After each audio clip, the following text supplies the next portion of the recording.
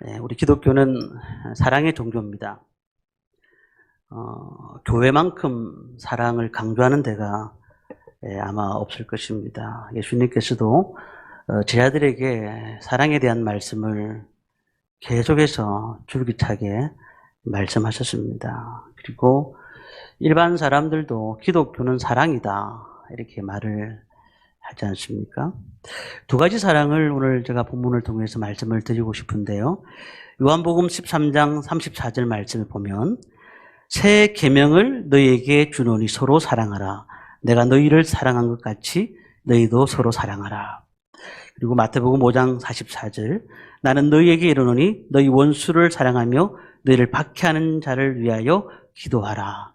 이 두 가지 사랑이 제가 본문의 말씀을 인용해서 드렸습니다. 이 두 가지 사랑은 첫 번째 사랑은 성도 간의 사랑을 얘기하는 것이고 두 번째 사랑은 이웃에 관한 사랑을 말하고 있는 것입니다. 그런데 이 둘이 결국은 사랑이라는 것인데 본질적인 사랑을 두 가지를 동시에 얘기하는 겁니다. 근데 실천에 있어서는 몇 가지가 필요한 것이죠.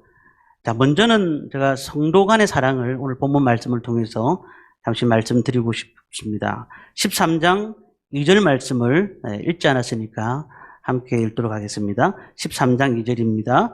내가 예언하는 능력이 있어 모든 비밀과 모든 지식을 알고 또 산을 옮길 만한 모든 믿음이 있을지라도 사랑이 없으면 내가 아무것도 아니다. 사랑이 없으면 아무것도 없다. 기독교 신앙에서 사랑을 빼면은 아무것도 아니다라고 말씀을 하고 있습니다. 이 고린도 교회에 왜 사랑에 대한 말씀을 바울이 쓰고 있느냐? 이 고린도 교회는 역동적인 교회입니다.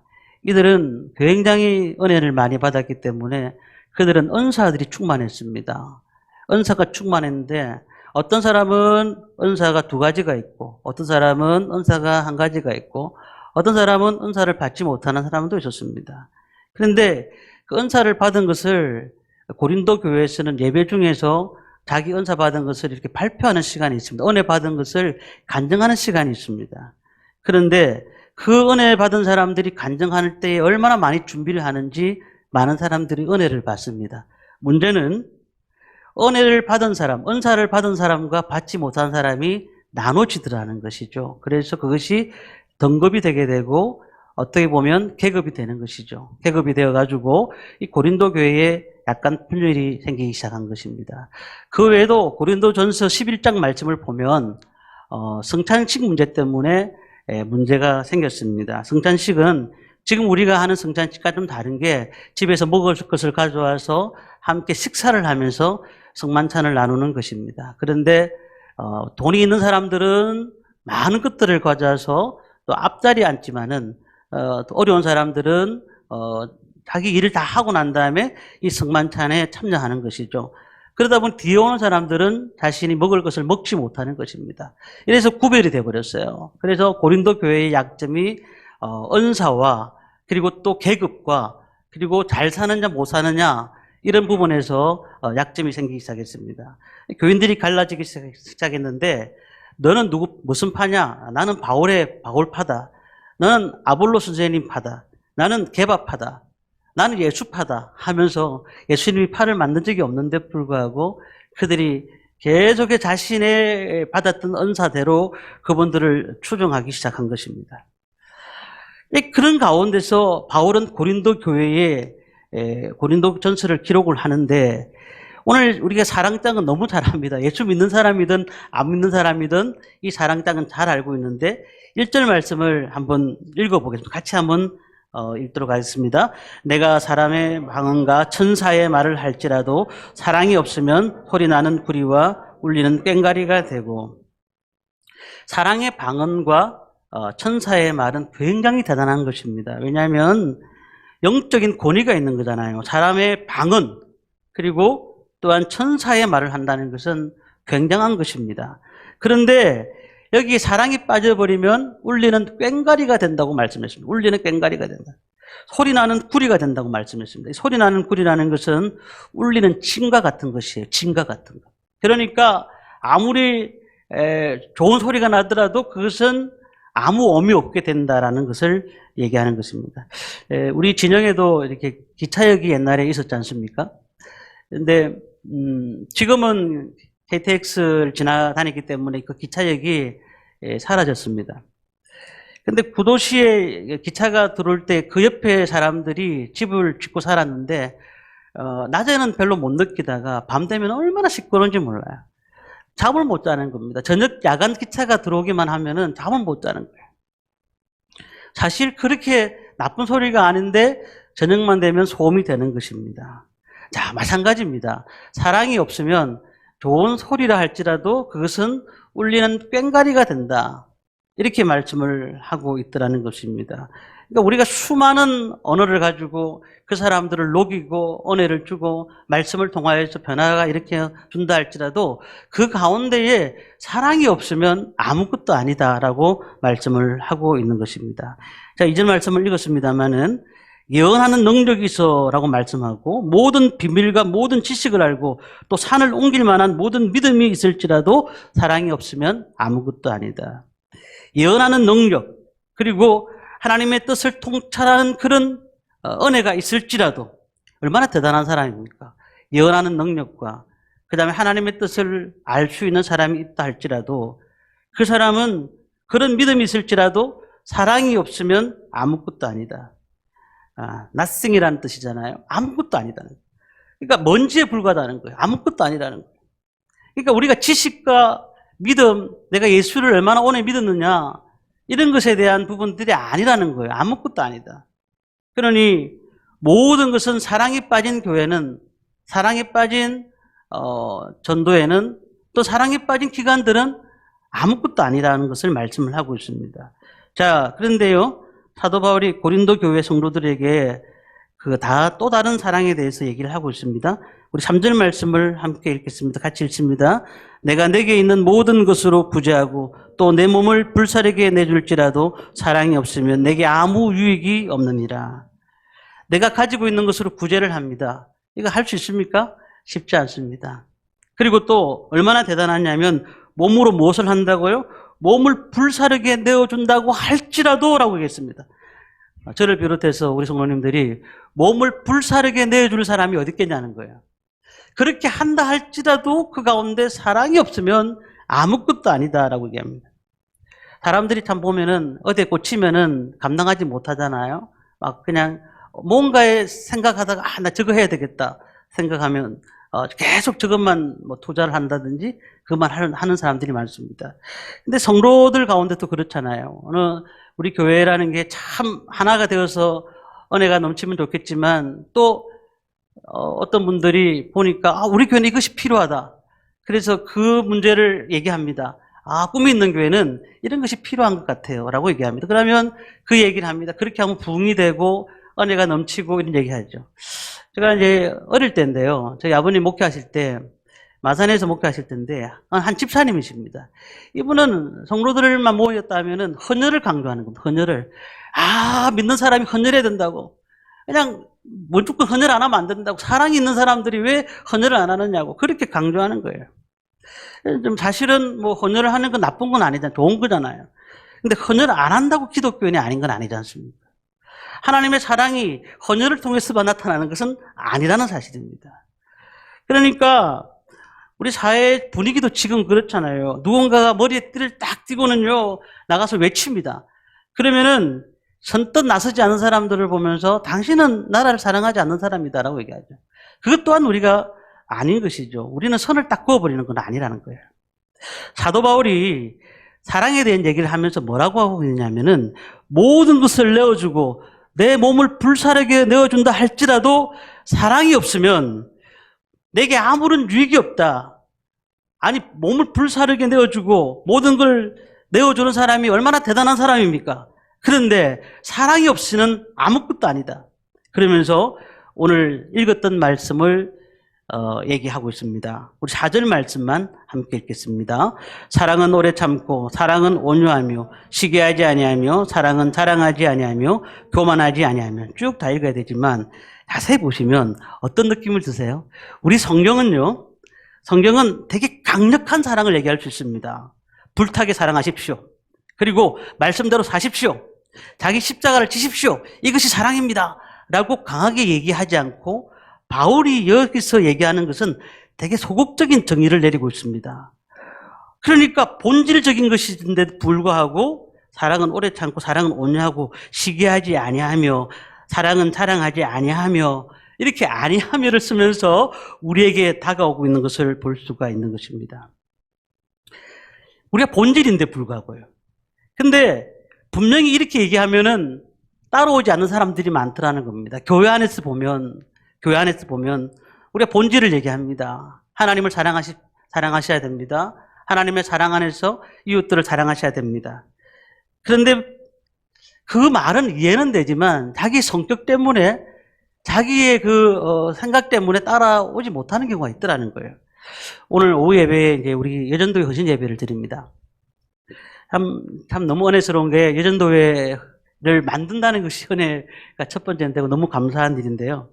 근데 전도회를 만들어지고 남전도회가 만들어지고 기관들이 만들어지면서 기관들이 이제 얘기를 합니다. 어떤 얘기를 합니다. 나 이렇게 했으면 좋겠습니다. 저렇게 했으면 좋겠습니다. 그렇게 하면 다 틀린 말이 없어요. 다 좋은 말입니다.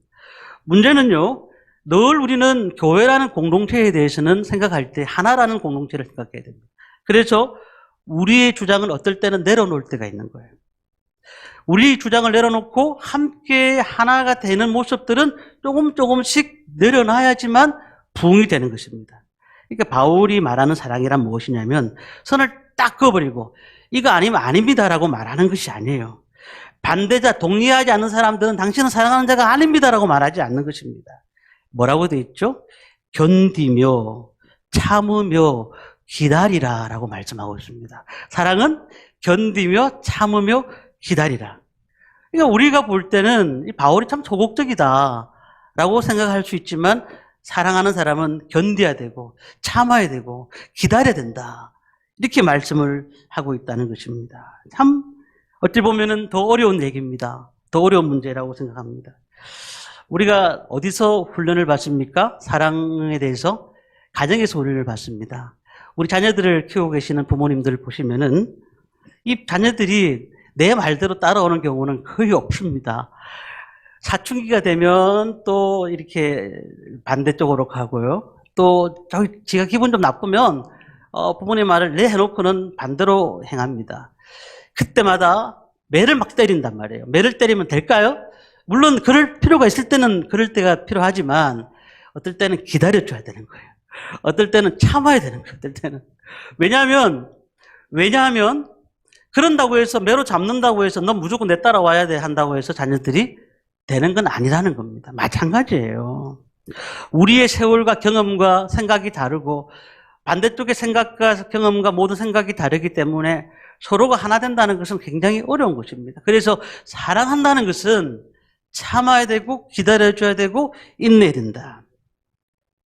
그러니까 오늘 이 말씀이 무슨 말이냐면은 부모 입장에서 보라는 겁니다. 기다려주고 어떨 때는 속아주고 어떨 때는 참아줘야 된다. 어설픈 주장이라 할지라도 동의해줘야 됩니다. 그렇지 않습니까? 이제 교회가 어떻게 생각하면 좋으냐면요. 두 명이 이제 같이 운동회를 하면 다리 한쪽씩 묶어서 이제 뛰잖아요. 뛰면은 어떤 친구가 되게 달리기를 너무 잘하는 겁니다. 그래서 100m에 15초를 달리는 겁니다. 근데 옆에 있는 그 친구 하나는 걷지를 못하는 겁니다. 잘 아파가 걷지를 못하는 겁니다. 그러면 이기려고 하면 어떻게 해야 되죠? 무조건 이 친구가 앞에 잘 뛰는 친구가 이 친구를 억지로 끌고 가가지고 꼬린 저점에 들어가는 것이 이기는 것일까요? 사실 그렇지 않다는 거예요. 정확하게 한다면 이 친구가 조금 늦게 가더라도 같이 가기 위해서는 기다려주는 것입니다. 조금 늦게 가더라도 같이 가는 것입니다. 그럴 때에 구령에 맞춰서 갈 때에 만약에 성적은 그렇게 1등을 못했다 할지라도 사람들이 볼 때 박수를 치르는 거예요. 박수를 치르는 거예요. 저희 교회 몇 분 성도님들이 몸이 안 좋으셔서 교회를 지금 못 오시는 분이 계세요.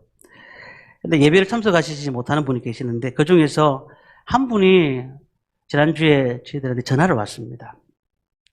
갑자기 이제 병원에 입원했다는 소식을 들었습니다. 근데 병원에 입원했는데 케어할 수가 없어서 퇴원해야 되는 상황이 생긴 거예요. 가족도 없으신 분이고 해서 저희들이 집에 찾아가서 이제 기도하면서 그런 얘기를 했습니다.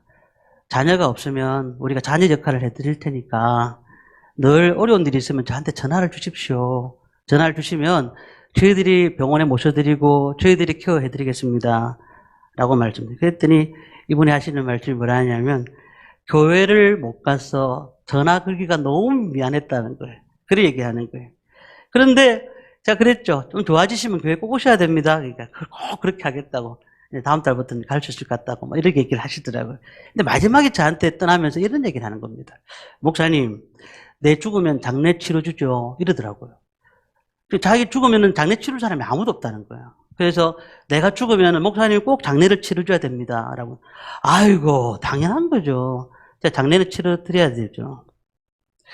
제가 그 얘기를 들으면서 그런 생각이 들었습니다. 주위에는 정말 사랑이 필요한 분들이 많은 거예요. 그분들한테 무엇을 원하겠습니까? 그분들은 그냥 신앙생활 하고 지금 혹시 교회를 못 온다 할지라도 그들을 위로하고 도와줄 건 도와주고 나중에 교회 오면 축하해주고. 그래서 바울이 얘기하는 것은 견디고 인내해주고 기다려주는 것에 대한 사랑을 얘기하고 있다는 것입니다. 우리가 적극적으로 불타는 사랑도 매우 중요하지만 어떨 때는 더디 가더라도 같이 가는 것이 더 중요하다는 것을 얘기하고 있는 것입니다. 우리 예수님의 사랑은 초월적인, 초자연적인 사랑이에요. 감당할 수 없는 사랑입니다. 히브리서 12장 3절 보니까 이런 말씀이 있습니다. 너희가 피곤하여 낙심하지 않기 위하여 죄인들이 이같이 자기에게 거역한 일을 참으신 일을 생각하라. 주님께서도 참으셨고 지금까지 우리에게 오셨다는 겁니다. 우리가 이 땅에 죄인들을 위해서 참으셨다고 하면 우리가 제자된 우리 모습들을 통해서 어떻게 살아야 되겠습니까? 정말 참고 기다리고 인내해주는 삶을 살아야 됩니다. 히브리서 4장 15절 말씀 보니까 이런 말씀이 있습니다. 우리에게 있는 대제사장은 우리의 연약함을 동정하지 못하실 리가 아니요 모든 일에 우리와 똑같이 시험을 받으시느로되 죄는 없으시로다. 동정이라고 하면 그런 거잖아요. 혀를 끌끌 차면서도 마지 못해서 적선하듯이 얘기하는 것이 동정이잖아요. 그런데 여기서 말하는 동정은 그분이 우리와 같은 어려움을 경험하고 있고 거기서부터 나오는 긍휼의 마음을 얘기한다고 말하는 거예요. 긍휼의 마음. 주님의 사랑은 긍휼이 있어야 됩니다. 긍휼이 없이는 우리는 하나님의 사랑이라고 말할 수가 없는 것입니다. 그래서 나보다 남을 더 낮게 여기면서 그러면서 형제를 사랑하라고 예수님이 말씀하셨지 않습니까? 두 번째는요, 마지막 하나는 어떤 말씀이냐면 이웃에 대한 사랑을 얘기합니다. 누가복음 10장 25절 26절 말씀을 보겠습니다. 누가복음 10장 25절 26절 말씀 보면은 어떤 율법교사가 일어나 예수를 시험하여 이르되 선생님 내가 무엇을 하여야 영생을 얻으리까? 예수께서 이르시되 율법에 무엇이라 기록되었으면 내가 어떻게 읽느냐? 율법교사가 찾아왔어요. 예수님한테 찾아와가지고 내가 무엇을 해야지 영원한 생명을 얻을 수 있습니까? 무엇을 해야? 이 사람이 직업이 뭐라고요? 율법교사입니다. 율법에 능한 사람입니다. 그들의 율법은 어떤 것이냐면 내가 좋은 일을 많이 하면 천국 갈 수 있다. 내가 의를 많이 쌓으면 내한테 상이 많이 내려온다. 이것이 율법이에요. 율법. 종교인들이 기반이 둔 율법을 통해서 얘기하는 건 예수님한테 지금 예수님한테 물으러 온 것이 아니라 예수님을 시험하려고 온 겁니다. 그때 27절, 28절에 이렇게 예수님이 말씀하셨습니다. 대답하여 이르되 내 마음을 다하고 목숨을 다하여 힘을 다하여 뜻을 다하여 주 너의 하나님을 사랑하고 또한 내 이웃을 내 자신같이 사랑하라 하였나이다. 예수께서 이르시되 내 대답이 옳도다. 이를 행하라. 그러면 살리라 하시니. 율법교사는 하나님을 사랑하고 이웃을 자신같이 사랑하라 이렇게 얘기했습니다. 예수님이 내 말이 옳다. 그러면 그 말대로 행해라. 그는 어떤 생각을 가졌냐면 야 나를 믿어야 되는 거야. 내 믿어야 너가 율법을 지키는 것이야 라고 얘기할 줄 알았더니 그 말대로 행해라 라고 예수님이 그 말씀을 얘기하셨다는 겁니다. 29절 말씀 보니까 그 사람이 자기를 옳게 보이려고 예수께 여짜오되 그러면 내 이웃이 누구니까? 뭐라고 되어 있죠? 자기를 옳게 보이려고. 자신이 지금까지 율법을 정했던 모든 것을 옳게 보이기 위해서 질문했다는 겁니다. 내 이웃이 누굽니까? 오늘 우리는 그 말씀을 통해서 예수님이 무슨 말씀을 하시느냐면 30절부터 나오는 말씀인데요. 어떤 사람이 예루살렘에서 여리고로 내려갑니다. 그런데 강도 만난 사람이 하나 생깁니다. 강도를 만난 사람인데 급한 죽게 되었어요. 죽게 됐는데 제사장이 내려갑니다. 그 레위인이 내려갑니다. 그런데 이들은 그를 도와주지 않습니다. 제사장과 레위인은 종교인입니다. 근데 누가 도와주는 줄 아십니까? 놀랍게도 사마리아인이 도와주는 겁니다. 이 사마리아인은 어떠한 사람이냐면은 유대인으로부터 개돼지 취급받던 사람이었어요. 왜냐하면 그 당시 북이스라엘이 아수르에서 침공받을 때 아수르에서 사람들이 내려와서 이주해서 결혼하면서 자녀들을 낳은 사람들이 이 사마리아 사람들이거든요. 그러니 정통 유대인들이 그 사람들 보면서 뭐라고 했어요? 당신은 유대인이 아니라고 얘기하는 거잖아요. 그들을 그렇게 부정하는 것입니다. 그런데요, 율법 교사들에게도 사마리아 여인은 절대로 그들에게 사랑을 줄 수 없다고 생각하는 것입니다.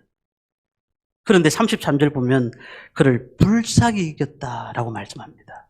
불쌍히 이겼다. 오늘 우리가 많은 사람들을 보면서 저 사람은 나하고 반대되는 사람이니까 아무리 그래도 당신은 나하고는 관련 없어 라고 얘기할 때가 있습니다. 그런데 주위를 보면 먹지 못하는 자들, 병중에 있는 자들, 눈을 뜨지 못하는 자들, 죽음 앞에 슬퍼하는 이들을 향해서 예수님께서 어떻게 하셨을까요? 예수님의 마음으로 그들을 위로하시고 고치시고 싸매주셨다는 사실이에요. 사랑은 많은 사람들이 생각할 때 제사장과 레위인들이 그들이 자기 생각이 있으니까 집회에 갔겠지라고 생각할 수도 있겠지만 그 사람들을 더 생각합니다. 그러나 그 사랑은 공률이 있어야 됩니다. 정말 저 사람이 우리하고 아무 관련이 없다 할지라도 하나님이 그 사람을 사랑하러 한다면 그 사람을 사랑할 줄 아는 것이 사랑의 마음인 것이죠. 그것이 어떤 마음일까요? 예수 그리스도의 마음입니다. 36절 보니까 내 생각에는 이 세 사람 중에 누가 강도 만난 자의 이웃이 되겠느냐? 누가 이웃일까요? 사마리아인입니다. 너도 이와 같이 하라. 우리가 긍휼히 여기는 마음들이 없이 주님의 사역을 한다고 하면 하나님 보실 때 얼마나 안타까워하시겠습니까?